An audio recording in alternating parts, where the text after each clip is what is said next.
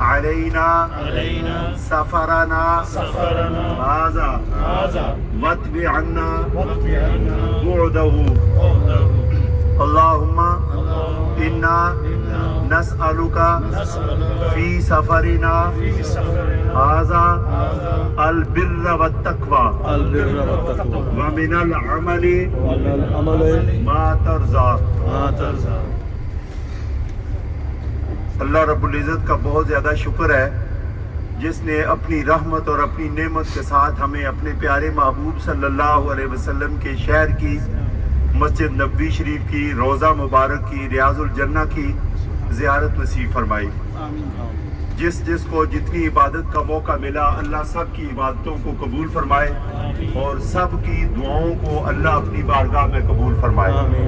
اور جب ہم یہاں سے واپس جائیں تو ہماری زندگی میں پہلے سے زیادہ دینداری ہو, پہلے سے زیادہ حضور پاک صلی اللہ علیہ وسلم کی محبت اور عشق ہو, پہلے سے زیادہ ہم دوسرے مسلمانوں کے اور انسانوں کے خیر خواہ ہوں, اور ہمارے اندر زیادہ سے زیادہ اللہ تعالیٰ اچھائی اور بھلائی اور نیکی صلاح اور فلاح پیدا فرما دے.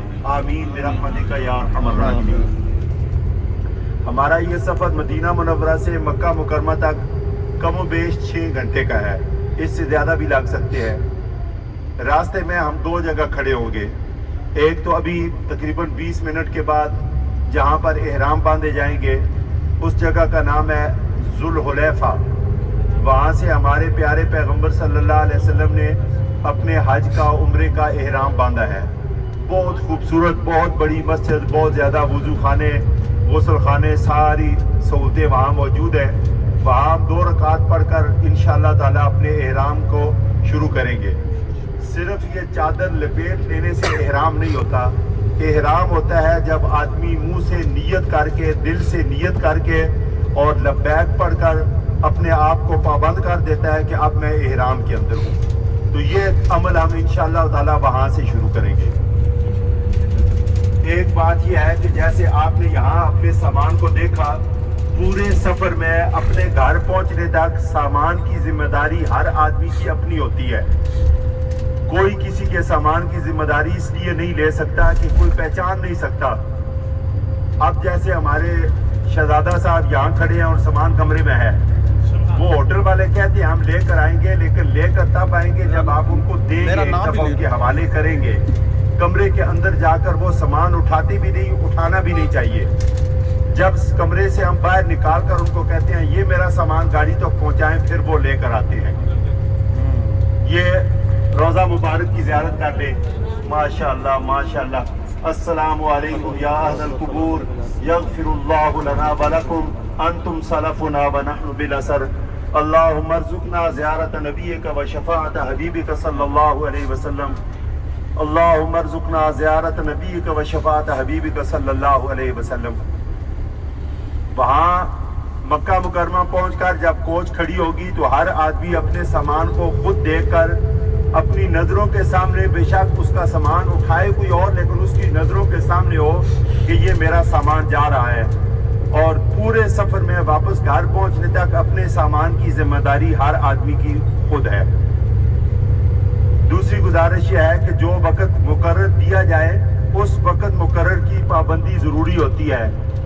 فلائٹ بعض دفعہ گھنٹہ 2 گھنٹے لیٹ ہو جاتی ہے, کئی گھنٹے لیٹ ہو جاتی ہے, تو لوگوں کو وہ یہ نہیں کہتے کہ آپ ایئرپورٹ پر اپنی مرضی سے آ جانا, چیک کر لینا, جب ہمارا جہاز جانے والا ہوا تو جلدی بھاگ کر اس میں بیٹھ جانا. ایسے نہیں, ایک وقت مقرر ہوتا ہے فلائٹ کا, اور اس کے بعد اگر لیٹ ہوتی ہے بڑے لیٹ ہو, لیکن مسافر پیسنجر لیٹ نہیں ہونے چاہیے.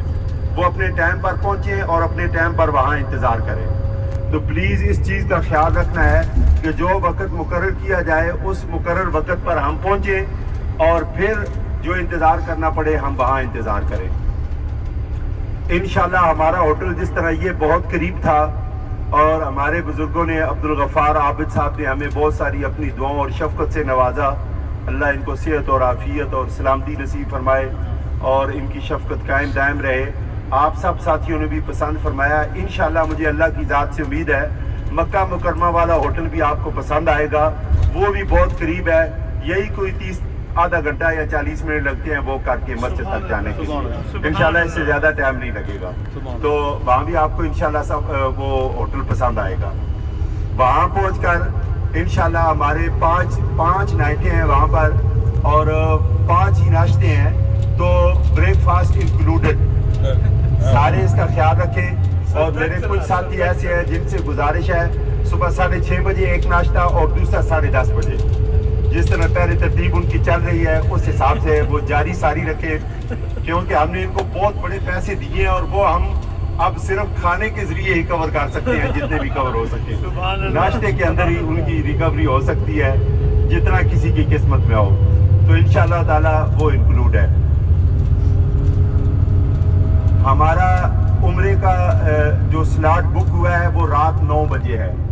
इंशाल्लाह हम सारे इकट्ठे 9 बजे जाएंगे हरम शरीफ के दरवाजे पर, बाबे अब्दुल अजीज पर, और वहाँ से इकट्ठे अंदर जाएंगे और हमारी कोशिश होगी हम उम्रा भी इकट्ठे करें अल्लाह की रहमत से, अल्लाह के फजल करम से। वहाँ जाकर अपना सामान अपने कमरों में रख कर और अपने कमरों में थोड़ा रेस्ट करके जैसे ही एक वक्त तय हो जाए तो उस तय शुदा वक्त पर सारे साथी मौजूद हो। अगर कोई आदमी मौजूद नहीं होता तो फिर उसमें बाकी उन लोगों को बहुत तकलीफ होती है जो वक्त पर पहुंच जाते हैं। एक आदमी को 9 बजे टाइम दिया, वो आ गया, और दूसरा आदमी 9:30 आया तो उसने 9 बजे सही काम करने वाले के साथ ज्यादती की है, उसको तंग किया है। तो इसलिए कोशिश फरमाएं। और अभी मेरी गुजारिश ये है कि रात को जो होटल की लॉबी है उसमें हम जैसे ही पहुंचे और चेक इन हो जाए तो होटल की लॉबी में 8:30 बजे हम सबको इकट्ठे होना है। ये अभी अर्ज कर देता हूँ। होटल की लॉबी में इकट्ठे होंगे तो फिर वहां से निकलकर हरम तक जाना, हरम के दरवाजे तक जाना, ताकि जैसे ही हमारा टाइम शुरू हो तो हम फौरन इंटर हो जाएं हरम शरीफ के अंदर। और उम्रे के लिए जब जाए तो उस वक्त हर आदमी ताज़ा वुजू करके टॉयलेट से होकर और उस वक्त ताज़ी चाय शाय न पी कर जाए, कोक पेप्सी न पी कर जाए। ऐसे न हो कि जैसे ही हरम में गए तो थोड़ी देर में कह जी कि मुझे तो पेशाब आ गया, मैं तो वुजू करने जा रहा हूँ। तो जब बाहर निकल जाएंगे फिर दोबारा एंट्री नहीं होगी, वो इंटर नहीं होने देते। आसानी अल्लाह ताला किसी के लिए पैदा फरमा दे, गुजरते वक्त कोई किसी ने नहीं देखा या कोई अच्छा आदमी था उसने जाने दिया, वो अलग बात है। लेकिन जो उनका कानून ज़ाब्ता है उसके मुताबिक हमें अपने आप पर सही तरीके से तैयार होकर केयरफुली जाना है और टॉयलेट पेशाब वुजू सारी सही तैयारी करके जाना है।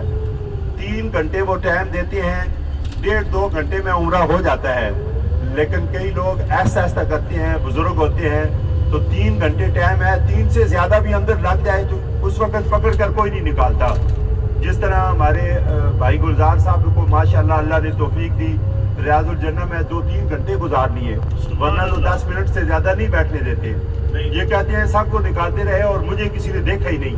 अल्लाह ने अपनी रहमत की चादर के नीचे ढांपे रखा और ये अपने नफल पढ़ते रहे और दुआएं करते रहे। इन्होंने आप सब के लिए दुआएं की हैं, आपने भी इन सब के लिए, अपने पूरे ग्रुप के लिए।